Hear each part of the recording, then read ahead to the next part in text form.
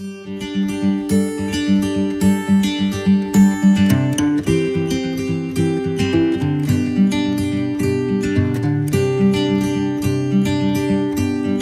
parece que necesitamos refrescarnos con un poco de buenas noticias, ¿no te parece?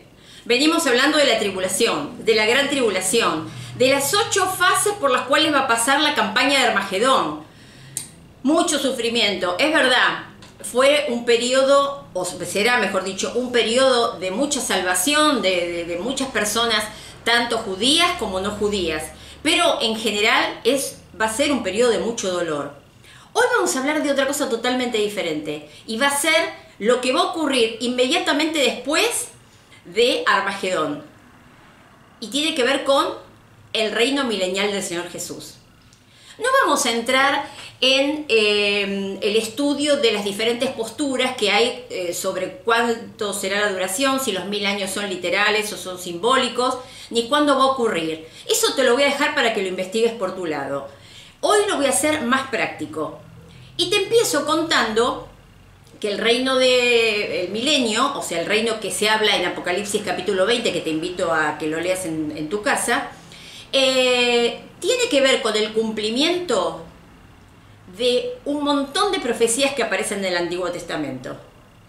Desde hace muchísimos años atrás, el Señor, a través de los profetas, tanto los profetas mayores como los profetas menores, vienen hablando de que un rey va a venir y va a reinar sobre Jerusalén.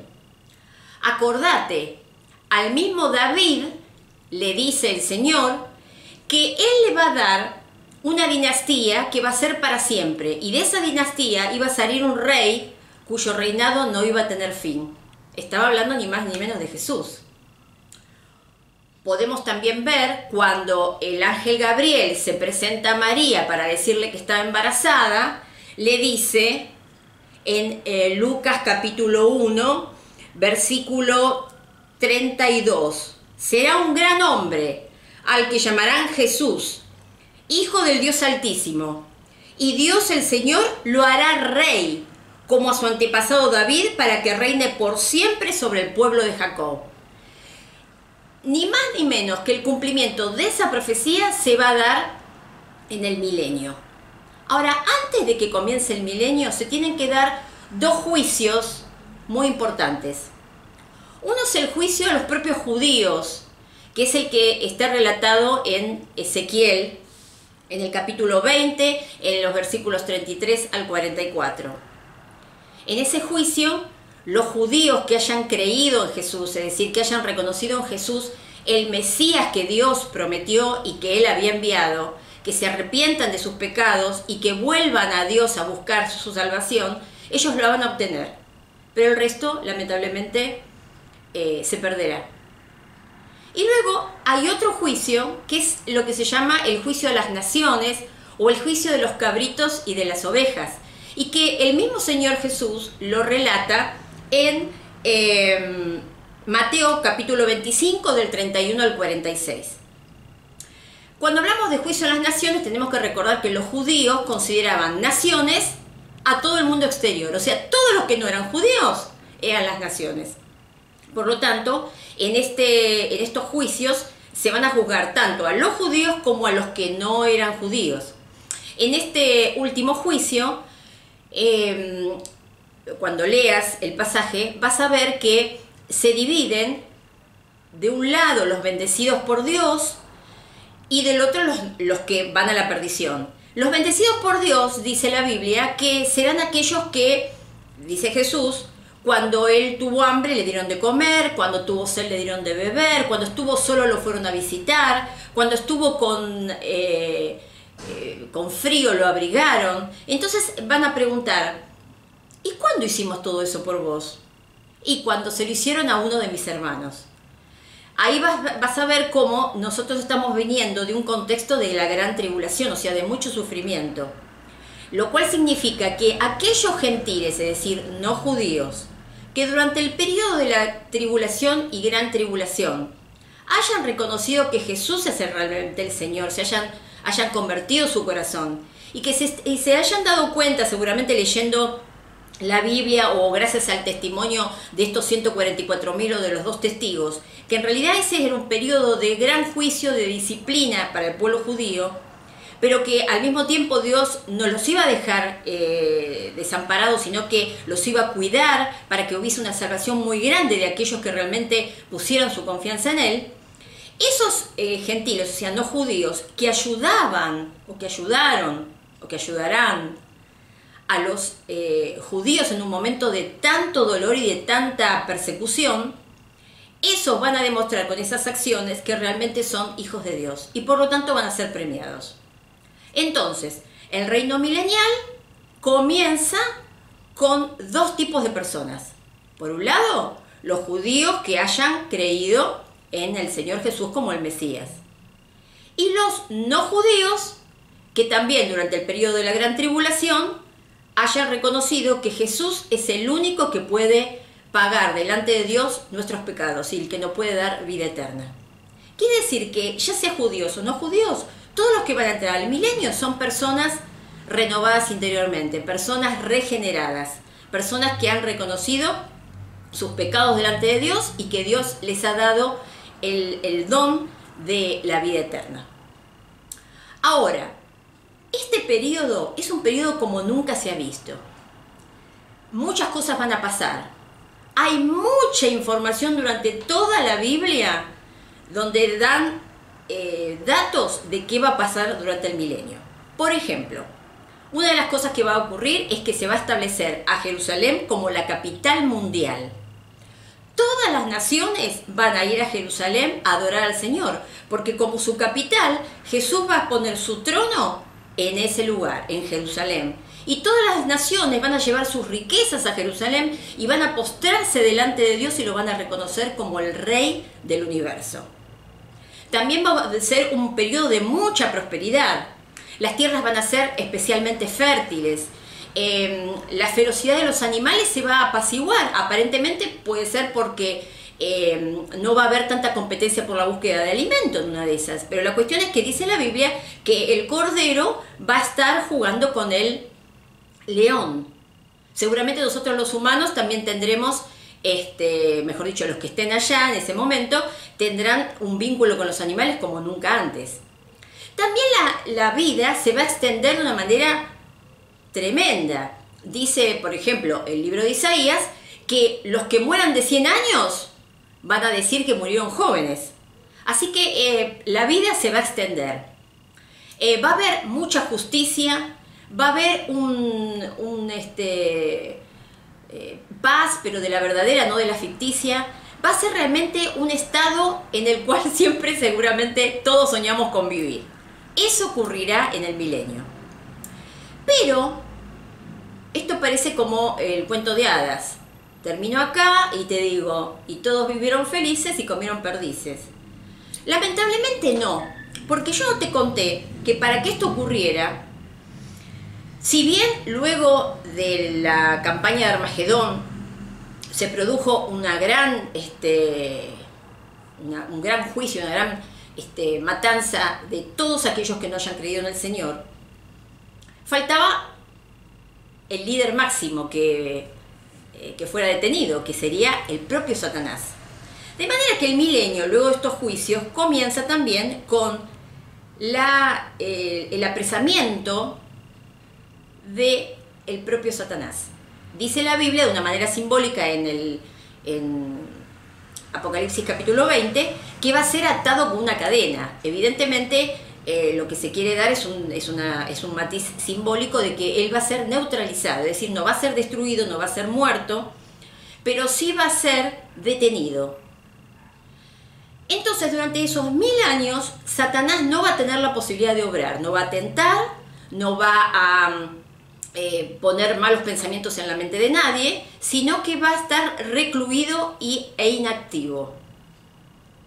Sin embargo, las personas que estén viviendo en el milenio van a seguir siendo hijos de Adán y Eva, y como tales van a tener una naturaleza corrompida que, como nosotros, la hemos heredado de nuestros ancestros. Por lo tanto, tenemos esa tendencia todavía de hacer lo que no corresponde, de vivir en forma independiente de Dios. Eso hará que, aunque te parezca mentira, a pesar de que va a haber 1000 años de gran bienestar, de paz, de seguridad, de justicia, de fertilidad y de un clima realmente soberbio en todas las relaciones, sin embargo, muchas de las personas que van a nacer en el milenio no van a creer en el Señor, no van a depositar su fe en Él, por lo tanto, no van a ser personas regeneradas, como si las primeras que te conté antes, que son las que van a entrar al milenio.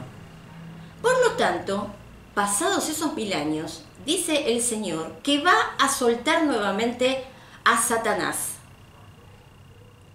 Él nuevamente se va a complotar con todas esas personas que aún en esas situaciones de tal bienestar van a estar en contra de que alguien rija sus vidas, en este caso Jesús, que fue, si te pones a pensar, lo mismo que ocurrió al principio. Satanás, ni más ni menos que surge como un gran ángel, un ángel de mucha autoridad, de una belleza y de un poderío tremendos, pero que en algún momento se postula como contrincante con Dios. Él quiere tener las atribuciones de Dios. Por supuesto, en un cielo no puede haber dos dioses. Por lo tanto, él sale del cielo, echado por el propio Dios, junto con un tercio de los ángeles, que son los que se denominan los ángeles caídos o los ángeles rebeldes. Entonces, vuelve a ocurrir una situación similar, es decir, él con toda la gente del mundo que no haya creído en el Señor como su líder espiritual y como su líder máximo, como su rey sobre sus vidas, los que no aceptan el gobierno del Señor, van junto con el Satanás, que vuelve a la acción, vuelve a generar una rebelión. Acá sería como fácil decir, y se produce la última batalla. No sería correcto decir que va a ocurrir una gran batalla, porque en realidad no va a ser una batalla, va a ser una ejecución. Porque el propio Dios dice que va a enviar fuego del cielo y que tanto Satanás como sus cómplices van a ser no solamente detenidos, sino que van a ir al lago de fuego y azufre, que no es ni más ni menos que una simbología para hablar del infierno, o sea, un lugar de sufrimiento eterno. Así que así van a terminar Satanás, el falso profeta y todas aquellas personas que no hayan creído en el Señor. Ahora, esto nos deja una enseñanza que tiene que ver con que el contexto de tanto bienestar, de tanta seguridad, de tanta justicia, de tanta gracia de parte de Dios, de un gobierno realmente justo y bueno de parte de Dios, como nunca la tierra lo haya vivido antes, no es suficiente para que haya cambios transformadores y profundos en la gente. Evidentemente, en ese momento, como se puede ver hoy, los cambios que hagamos en el contexto pueden mejorarnos en algunos aspectos, pero no pueden generar una transformación interior. Solamente creer en el Señor Jesús, decidir por voluntad propia y decidir de una manera contundente vivir bajo el gobierno de Él, donde la palabra, sus principios son los rectores de nuestra vida, eso es lo único que puede dar una transformación. Pero la segunda enseñanza tiene que ver con quiénes son los que van a reinar ahí. Porque dice la Biblia que el reino del Señor, si bien Él va a ser la máxima autoridad, va a ser ejercido, como pasa con los gobiernos del mundo, con otras personas, como los ministros, como gobernadores. Él dice, por ejemplo, en la parábola de Lucas 19 y en la parábola de Mateo 25, que según la fidelidad de cada persona, según cómo ellos hayan usado sus dones, los recursos que le hayan dado el Señor, cómo hayan sido fieles en vivir una vida santa como Él está pretendiendo, según esa fidelidad van a tener la posibilidad de administrar o de gobernar ciertos aspectos de ese reino milenial. Entonces, ¿quiénes son aquellos que van a reinar? Bueno, te cuento. Parte son los creyentes que estuvieron en el Antiguo Testamento. Fíjate lo que dice Daniel 7:27.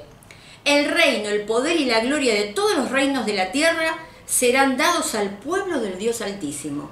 Y se lo estaba diciendo a Daniel. Quiere decir que los que murieron creyendo en Dios, confiando en Dios y confiando en que Él mandaría en ese momento un Mesías, porque esto ocurrió, por supuesto, antes de que viniera Jesús, ellos van a reinar en este reino milenial. También los apóstoles fueron invitados a reinar. En Mateo 19:28, el mismo Jesús les dijo: les aseguro que cuando llegue el tiempo en el que todo sea renovado, cuando el Hijo del Hombre se siente en su trono glorioso, ustedes, hablando de los discípulos, que me han seguido, se sentarán también en 12 tronos para juzgar a las 12 tribus de Israel. Entonces sumamos los creyentes del Antiguo Testamento, los 12 discípulos, los creyentes de hoy también. Mirá, dice 1 Corintios 6:2, está hablando Pablo y él pregunta: ¿acaso no saben ustedes que el pueblo santo ha de juzgar al mundo? Y también en Apocalipsis 5, versículo 10 dice: de ellos, y está hablando de todos los cristianos, hiciste un reino, hiciste sacerdotes para nuestro Dios y reinarán sobre la tierra. Nosotros también vamos a reinar sobre la tierra, vamos a ser colaboradores de Jesús en todos esos proyectos grandiosos que Él tiene para la tierra en ese momento.